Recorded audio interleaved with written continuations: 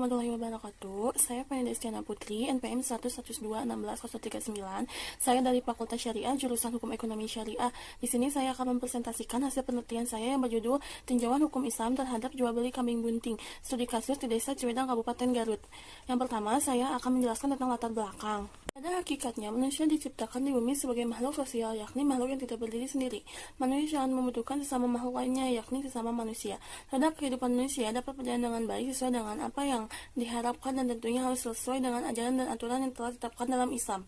Hukum Islam atau syariat Islam adalah sistem kaidah-kaidah yang didasarkan pada wahyu Allah Subhanahu wa taala dan sunnah Rasul mengenai tingkah laku mukhalaf atau orang yang sudah dapat dibebani kewajiban yang diakui dan diyakini yang mengikat bagi semua pemeluknya. Begitupun halnya hukum jual beli dalam Islam.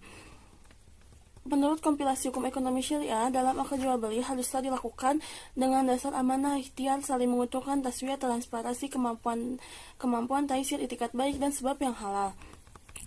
Adapun permasalahan yang terjadi salah satunya peternakan Pak Agus, di mana 75% menjual kambing bunting dan 25%-nya kambing jantan betina. Untuk kambing biasa, penjual mematok harga Rp1.750.000 per ekor. Sedangkan harga kambing bunting, penjual mematok harga dengan harga yang berbeda, yakni untuk kambing yang usia kehamilannya masih muda, mereka menjual kambing dengan harga yang cukup miring, yaitu Rp1.950.000 per ekor. Sedangkan untuk kambing yang usia kehamilannya sudah tua, mereka menjual seharga anak janin kambing yaitu Rp750.000, dan untuk induknya penjual mematok Rp1.750.000. Kan latar belakang yang telah diuraikan di atas, maka dapat dirumuskan masalah dalam beberapa pertanyaan sebagai berikut. 1. Bagaimana konsep jual beli dalam hukum Islam? 2. Bagaimana praktik pelaksanaan jual beli kambing bunting di Desa Ciwidang, Kabupaten Garut? Yang ketiga, bagaimana analisis hukum Islam terhadap jual beli kambing bunting di Desa Ciwidang, Kabupaten Garut? Tujuan penelitian yaitu untuk mengetahui bagaimana konsep jual beli dalam hukum Islamnya. Yang kedua, untuk mengetahui praktek pelaksanaan jual beli kambing bunting di Desa Ciwidang, Kabupaten Garut. Dan yang ketiga, untuk mengetahui analisis hukum Islam terhadap jual beli kambing bunting di Desa Ciwidang, Kabupaten Garut. Selanjutnya, metode penelitian. Jenis penelitian digunakan yaitu deskriptif kualitatif, karena untuk mengembangkan teori yang dibangun melalui data yang diperoleh di lapangan.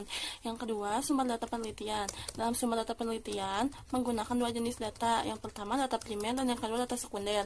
Selanjutnya, jenis data. Penelitian ini menggunakan data yang diperoleh bersumber dari lapangan dan penelitian pustaka. Teknik pengumpulan data yaitu 1. Wawancara, 2. Dokumentasi, yang ketiga observasi, dan yang keempat studi pustaka.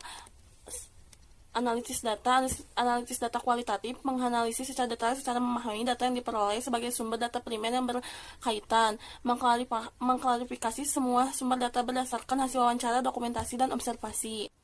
Selanjutnya, hasil penelitian dan pembahasan.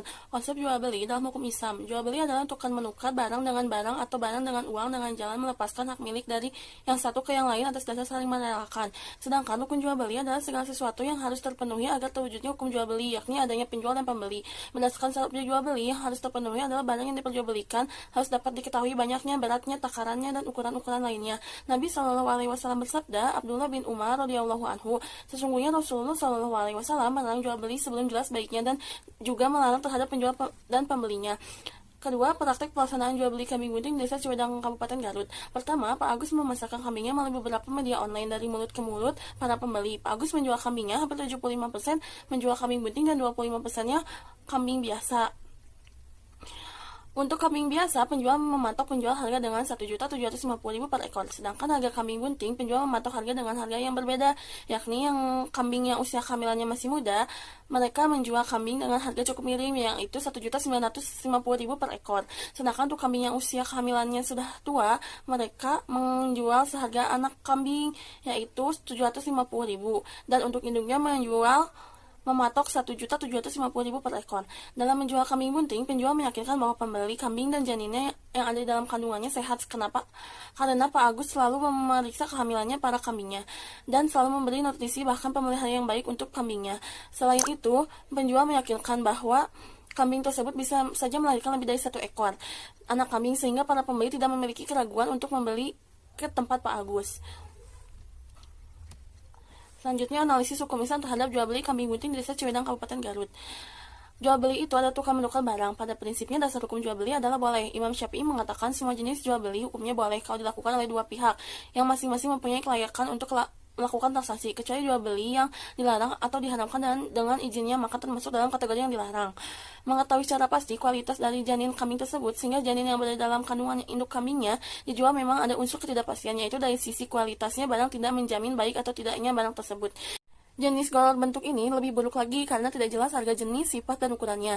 Jika salah satu dari keempat hal tadi tidak diketahui, maka sudah termasuk goror. Melihat dasar-dasar di atas, jelas bahwa penjual dan pembeli kambing bunting dengan tambahan harga pada janinnya hanya dengan alasan terjamin kualitas dan janin tersebut karena perawatannya yang maksimal dari penjual tidak bisa jadikan hukum dibolehkan sistem tambahan harga untuk janin yang ada dalam kandungannya.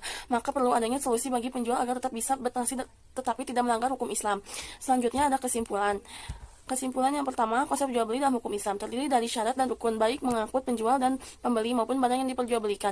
Di antara rukun jual beli adalah syigot, akid, dan makut alai. Syarat dalam syigot dapat dilakukan dengan perkataan atau tindakan, sementara akid harus mumayid. Adapun maksud alai suci dan harga jelas. Kedua, praktik pelaksanaan jual beli kambing bunting di Desa Ciwadang, Kabupaten Garut, pembeli hanya mengetahui kondisi si induknya, sedangkan si janin dalamnya pembeli tidak mengetahui secara pasti apakah akan sehat atau hidup, normal ataupun cacat ataupun sebagainya. Di sini pembeli merasa dirugikan karena pada prakteknya tidak ada kualitas kejelasan dari si janin tersebut. Yang ketiga, analisis jual beli kambing bunting dipandang tidak sah karena tidak sesuai dengan ketentuan hukum Islam jual beli. Hal ini berdasarkan dengan hadis sunnah Ibnu Majah menyebutkan satu riwayat yang artinya Rasulullah SAW telah melarang jual beli goror. Karena dalam jual beli kambing bunting dengan tambahan uang untuk si janinnya, ini mengandung unsur goror atau ketidakpastian pada kualitas objek akadnya, sehingga dari sebab unsur-unsur tersebut mengakibatkan adanya ketidakrelaan dalam transaksi. Cukup sekian presentasi dari saya. Maaf bila ada kata yang salah. Wabillahi taufiq wal hidayah. Wassalamualaikum warahmatullahi wabarakatuh.